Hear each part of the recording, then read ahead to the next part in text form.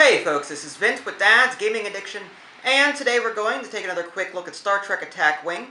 Today we'll be looking at the I.R.W. Valdore expansion, which is just a Romulan ship as seen in Star Trek Nemesis. It's a Valdore class ship.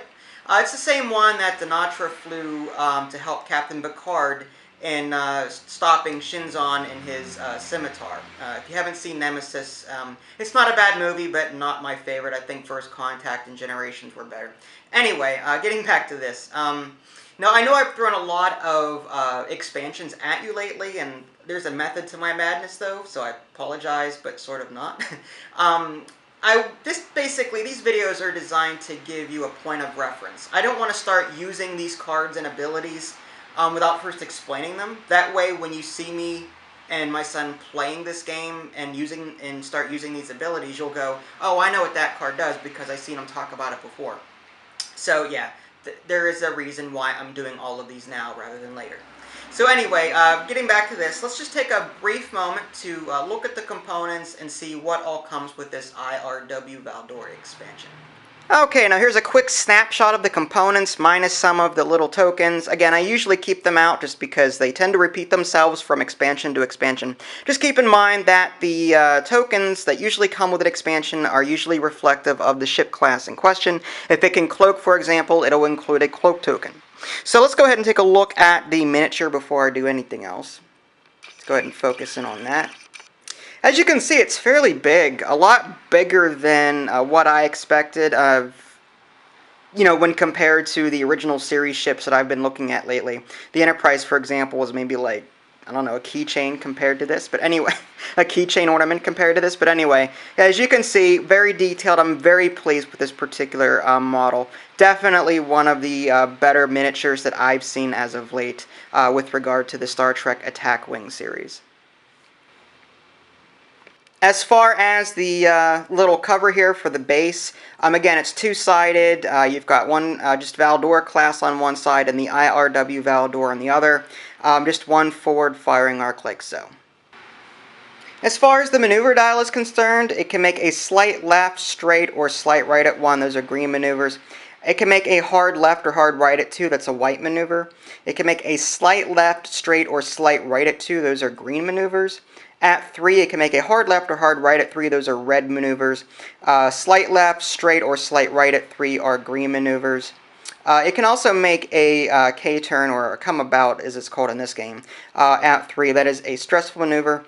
And finally, it can make a... it can just go 4 straight ahead. That is a white maneuver. And again, you see me pushing on this regularly.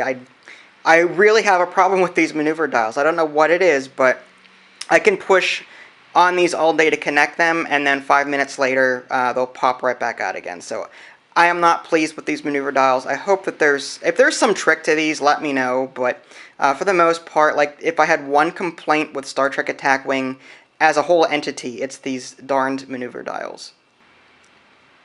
This expansion does come with a scenario, Destroy the Scimitar, that basically just mimics the final battle in Star Trek Nemesis, where Picard had to team up with Dinatra and another Romulan ship to try and take out Shinzon. This is a cooperative mission, of all things. That's not something I've seen before, at least here. Basically, 3 players will team up, and they'll be also making use of this Scimitar token, which is just the large ship that they'll be fighting together. And they'll also be using these echo tokens. And I'm not really going to get into this too much. Just suffice it to say that the Scimitar has a pre-planned... I don't want to say pre-planned, but the way you move it is determined by these echo tokens. So it's all randomized, sort of, so it's not like one player will be planning out these moves. You'll be using these echo tokens to move it around the battlefield or the space, whatever it is, while you and your friends try and team up and kill it. As far as the cards are concerned, you've got your reference card. Again, this is just with the maneuver dial. I may end up just start using these and somehow integrate this into my gameplay if the maneuver dials don't start cooperating. As far as the ships go, I.R.W. Valdore, attack of 4, defense 2, or agility of 2, Hull value 6 and shields of 3. Special ability, if you perform a green maneuver, add +1 attack die for the remainder of the round. That's pretty powerful. That has evasive maneuvers, target lock, cloak, and sensor echo actions. Some upgrades down here and a point cost of 30. And of course, you just got your standard Romulan starship. Stats are basically the same, except there's one less shield. There's also less upgrades, and the point cost is 28. On to the captain, starting with Dinatra. Again, she was in Star Trek Nemesis. Her special ability, all other friendly ships within range 1 of your ships gain +1 attack die. Captain skill of 6 and has a point cost of 4. Tomalak,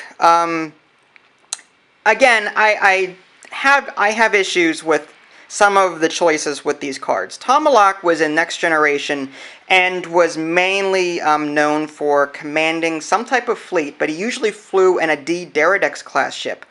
I honestly expected to see him in the core set with the D-Deridex class ship and not here. Again, I don't know why they do what they do. But anyway, Tomalak, Captain Skill 3. When firing at range 3, the opposing ship does not roll an extra defense die, so definitely offensive in nature there. Has a captain or a point cost of 2, and of course just your Romulan captain here.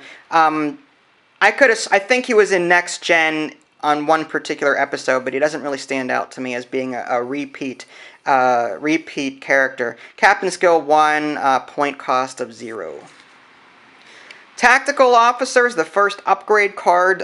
When removing your target lock from an opposing ship in order to reroll your attack dice, you may reroll each attack die 1 additional time. I haven't seen that before in either X-Wing or this game, so that's something I'll probably be making use of a lot. That has a upgrade cost of 3. Plasma Torpedo, something that we've seen before. It has 5 attack dice, range 1 to 2. Attack, target lock. Spend your target lock and disable this card to perform this attack. You may re-roll all of your blank results 1 time. You may fire this weapon from your forward or rear firing arcs. That has a point cost of 5. Photon Torpedoes, again, same thing. 5 attack die, 2 to 3 range. Spend your target lock and disable this card to perform this attack. You may convert 1 battle station into 1 critical result. You may fire this weapon from your forward or rear firing arcs. That has a upgrade cost of 5. And finally, we've got all forward disruptor banks. Disable this card. This is an action. Disable this card to add +1 attack die to any attack in your forward firing arc this round. That has a upgrade cost of 4. And there you have it, a very quick look at the I.R.W. Valdore expansion. I hope you found this information helpful.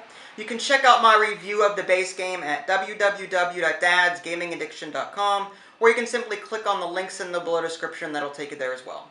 This is Vince, thanks for watching, and I'll catch you next time.